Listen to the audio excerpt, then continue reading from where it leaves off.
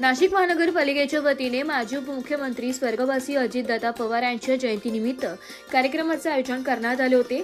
मनपा मुख्यालय राजीव गांधी भवन स्वागत कक्ष येथे माजी उपमुख्यमंत्री स्वर्गवासी अजित अनंतराव पवार यांच्या प्रतिमेस उपमहापौर विलास शिंदे व गटनेत्या सीमा ठाकरे यांच्या हस्ते पुष्पहार अर्पण करून अभिवादन करण्यात आले।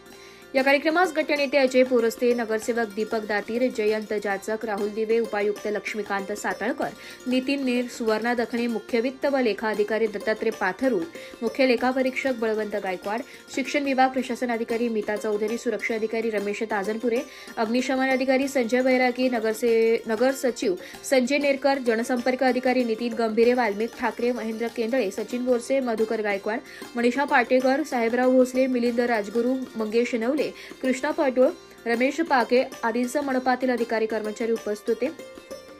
स्वर्गवासी अजितदादा पवार यांचा जन्म 22 जुलै 1959 रोजी अहिल्यानगर जिल्ह्यातील राहुरी तालुक्यातील देवळाली प्रवरा येथे झाला। आपले कर्तृत्व, निर्णय क्षमता, प्रशासनावरील पकड आणि विकासाभिमुख दृष्टिकोनातून त्यांना महाराष्ट्राच्या राजकारणात एक प्रभावी, कणखर आणि लोकप्रिय नेता म्हणून स्वतंत्र ओळख निर्माण केली आहे। अजितदादा यांच्या जनतेशी असलेला दृढ संपर्क, प्रभावी नेतृत्व आणि विकासकामांप्रती असलेली बांधिलकी यामुळे त्यांना व्यापक लोकसमर्थन लाभले। 1991 मध्ये बारामती लोकसभा मतदारसंघातून ते प्रथमच खासदार म्हणून निवडून आले। त्यानंतर त्यांनी बारामती विधानसभा मतदारसंघाचे सलग 8 वेळा प्रतिनिधित्व केले। श्री अजितदादा पवार यांनी महाराष्ट्र राज्याचे उपमुख्यमंत्री म्हणून एकूण 6 वेळा कार्यभार सांभाळला। याशिवाय त्यांनी वित्त व नियोजन, जलसंपदा, ऊर्जा, राज्य उत्पादन शुल्क, अन्न व नागरी पुरवठा, अल्पसंख्याक विकास तसेच क्रीडा व युवक कल्याण यासारख्या अनेक महत्त्वाच्या खात्यांचे मंत्री म्हणून कार्यक्षमतेने जबाबदारी पार पाडली। राज्याचा अर्थसंकल्प त्यांनी 11 वेळेस विधानमंडळात सादर केला। तसेच जुलै 2022 ते जून 2023 या काळात त्यांनी विधानसभेचे विरोधी पक्षनेते म्हणूनही काम पाहिले।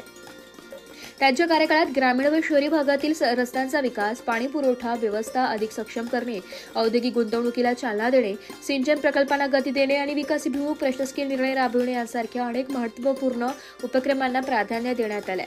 प्रशासनातील त्यांची निर्णय क्षमता, कार्यतत्परता आणि विकासाभिमुख दृष्टी यामुळे त्यांनी राज्याच्या सर्वांगीण प्रगतीत मोलाचे योगदान दिले। राजकीय वर्तुळात तसेच जनसामान्यांमध्ये ते प्रेमाने अजितदादा या नावाने ओळखले जात। त्यांच्या स्पष्ट वक्तेपणा, कठोर परिश्रम, शिस्तप्रिय स्वभाव आणि विकासासाठीच्या अखंड धडपडीमुळे त्यांनी महाराष्ट्राच्या राजकारणावर एक ठसा उमटवलाय। अजित अनंतराव पवार यांचे 28 जानेवारी 2026 रोजी बारामती जिल्हा पुणे येथे अपघाती निधन झाले। ब्युरो रिपोर्ट, नाशिक लोकशाही न्यूज, नाशिक।